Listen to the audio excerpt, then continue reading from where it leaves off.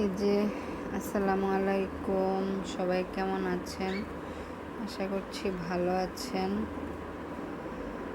তো আজকে নিয়ে আসলাম আবারও খাঁচা মিরপুর থেকে।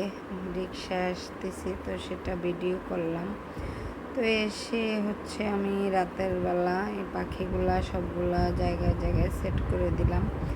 নিচে দিয়েছি ডায়মন্ড ডাব, আর এর উপরে আমি এই এই যে এখানে আমি পক্ককে দিয়েছি লাভ বার্ড। এই যে হাড়ি দিয়েছি, হাড়ির ভিতরে ঢুকে আছে সুন্দর করে। এই প্রথম ওরা হাড়ির ভিতরে ঢুকলো। আর এখানে ককাটেল, এই যে ওদেরকেও আলাদা করে দিয়েছি বড় খাঁচায়। তো সবাইকে আলাদা আলাদা করে দিয়েছি।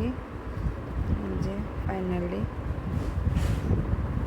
দেখতে পাচ্ছেন, এটা আর এখানে বড় আরেকটা খাঁচা, এটাতে অন্য পাখি রেখেছি।